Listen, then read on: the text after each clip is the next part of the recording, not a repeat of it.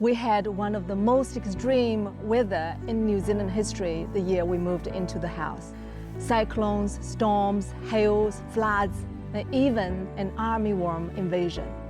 Most of my crops were wiped out. I was devastated. But the thing is, when you truly love what you do, all setbacks become comebacks. I wiped off my tears and started all over again. Growing food is absolutely one of my favorite things to do in this whole wide world. I love gardening so much, and I gave my garden a name, Forest G. Forest G is more than a garden to me. She's like my baby. There's nothing more satisfying than watching her grow, thrive, and pushing through challenges, like any proud parent feels about their children. She's also a wonderful friend, always there for me, listening to my stories and thoughts with patience and grace. Yes, I talk to my plants. I even have a conversation with bugs when I see them. Hey, you either leave now or become the dinner of your predators. Your choice. And you know what? Most of the time, they actually disappear. Do you also talk to your plants? Drop a comment below, and I love to hear your stories. Over the last 2 years, Forest G and I have shared an incredible journey together, one filled with twists and turns. This journey is not just about planting the seeds, it's about growth, resilience, and discovering what's possible when we connect deeply with nature. In this video, I'll take you through the story of how it all began, the challenges we face, and the incredible transformation of Forest G. My gardening journey started in a very interesting way. A few years ago, I needed rosemary for a lamb dish I was making.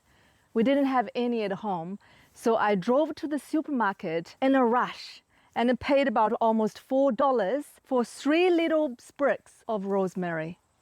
On the way back, I noted a house with a massive rosemary hedge, looking healthy, lush, and abundant.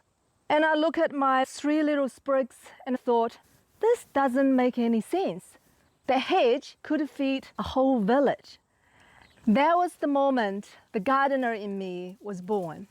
I thought, if they can grow a hedge, I should be able to grow one single rosemary plant.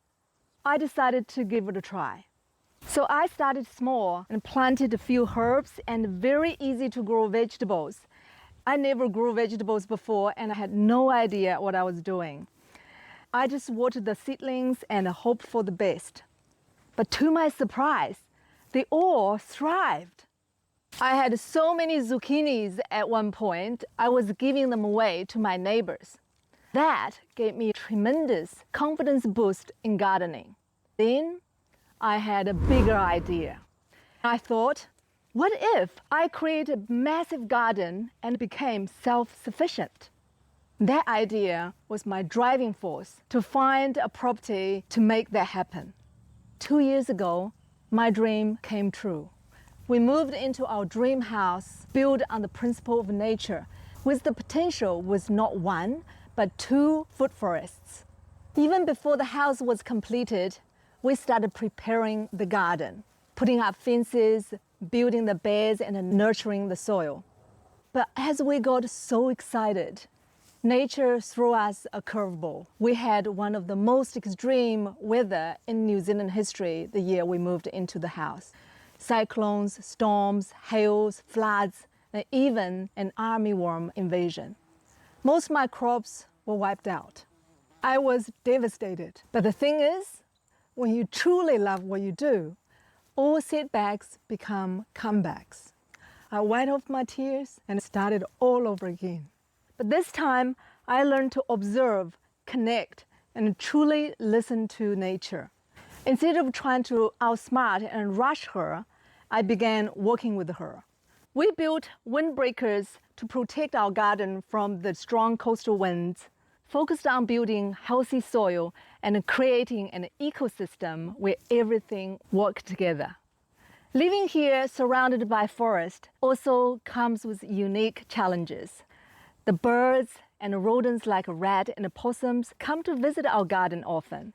Instead of being frustrated, we learned to coexist.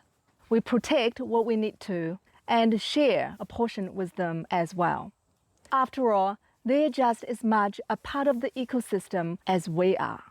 If you're building a new garden, let me tell you, the first couple of years were not easy. Just like a brand new baby with a brand new immune system, the soil is still building strength and biodiversity. Bugs and diseases are inevitable. We had a lot of those in the first couple of years. At first, I was overwhelmed. I wanted to protect my precious plants, but I was committed to the principles of regenerative gardening and permaculture. Instead of reaching out to chemical sprays, I spent hours handpicking the bugs off the plants. Homemade baking soda spray was my last resort. Yes, I lost a lot of plants, but I learned to just plant a lot for everything. I'll end up with something, right? With time, the soil will get stronger and more resilient. This year, I didn't need to do any of those. We still have bugs, but nature and the ecosystem we're building started taking care of them. 2 years on, we are mostly self-sufficient with vegetables, and our orchard is thriving. I couldn't be more proud of Forest G.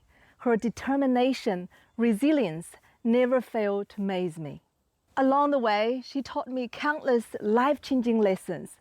Lessons now I carry into every part of my life, even my coaching business. In the next video, I will share 7 top pieces of wisdom I've gained from gardening that has transformed my life forever. If this video inspired you to start or deepen your own gardening journey, please subscribe and share with someone who needs a little bit inspiration in their journey. Thank you for watching. Until next time, stay connected to nature. She's always ready to teach us something extraordinary.